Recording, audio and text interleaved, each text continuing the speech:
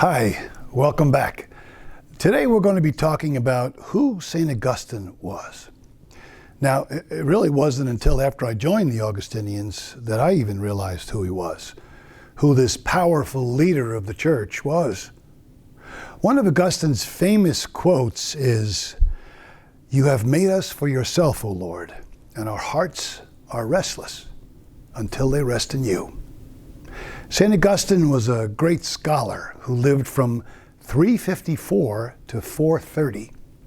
He was born in northern Africa in a city of Thagaste. In Augustine's early years, he was lost, but of course he didn't realize it.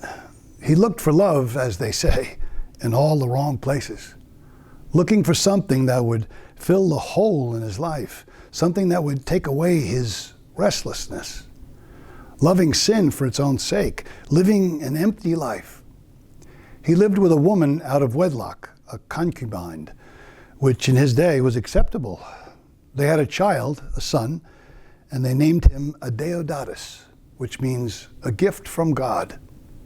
He was seeking something, but whatever it was, he wasn't finding it. God, in the meanwhile, was increasingly seeking him, just like he seeks all of us. Augustine's mother's name was Monica, Saint Monica. And hers is a story of a devoted mother praying unceasingly for her son to be saved, for her son to find God. Augustine, the scholar, was always seeking the truth.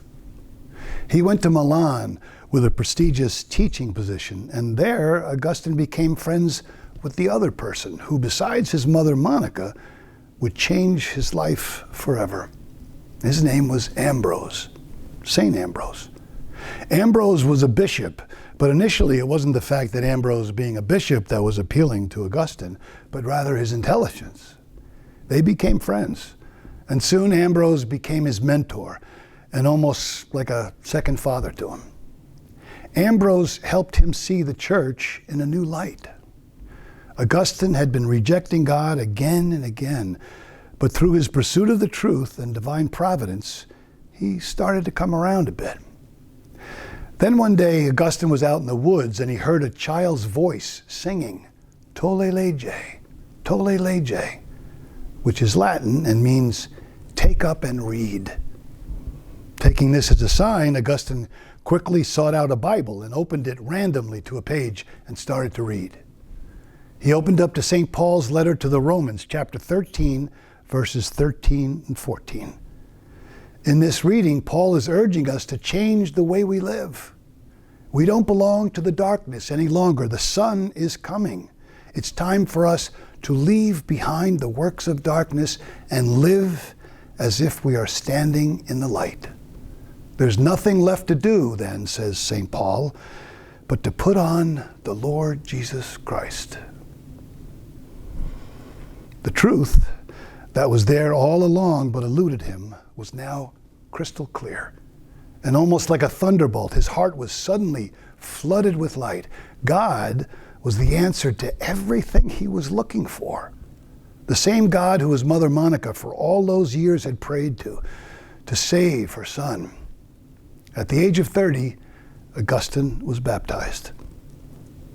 The second half of Augustine's life found him living a very prayerful life, forming communities all around. All he wanted was a quiet life of contemplation. A while later, Augustine traveled to a nearby city called Hippo, where he was meeting a new member of his newfound community. And while in Hippo, he attended Mass that was being said by the local bishop. This bishop from the altar talked about the need for more Christians and the terrible need for more priests.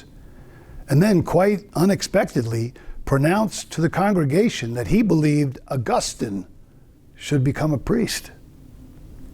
So, Augustine became a Christian at 30 and a priest at 33. And then at the ripe old age of 41, he was consecrated a bishop. He always made sure that there was time for his community and time for prayer. He went on to establish many religious communities for priests and brothers, and for religious women as well. Augustine was a prolific writer and brilliant homilist. Many of his works are still preserved today. Augustine wrote an autobiography, which has come to be known as the Confessions of Saint Augustine.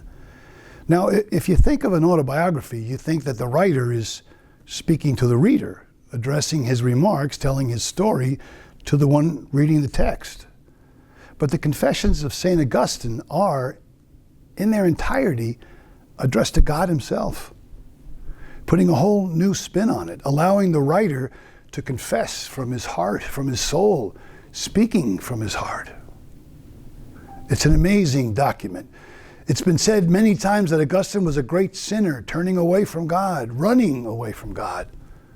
But when his mind and heart connected with the truth, which he was always seeking, he fell wholeheartedly and whole soully in love with God. There's something so unique yet so universal in this. We are all sought out by God. Like the hound of heaven, we are pursued by this great lover. St. Augustine reminds us that even the worst sinners can become true saints. This prayer by Augustine sums up his conversion story. Late have I loved you, O beauty ever ancient, ever new. Late have I loved you. And see, you were within me, but I was outside of you, seeking you in the external world. It was in that world that I sought you. And in my unlovely state, I plunged into those lovely created things which you made. You were with me, but I was not with you. The lovely things kept me far from you. And though if they did not have their existence in you, they would have no existence at all. You called and cried out loud and shattered my deafness. You were radiant and resplendent. You put to flight my blindness. You were fragrant, and I drew in my breath, and now I long for you. I have tasted you, and now I hunger and thirst for you. You touched me, and I am set on fire to attain the peace which is yours.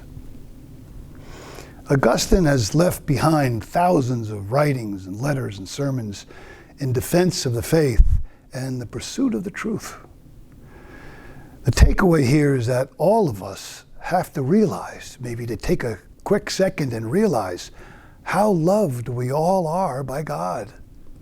How God is constantly pursuing us, ever present in every moment, encouraging, prodding, constantly loving us all back home.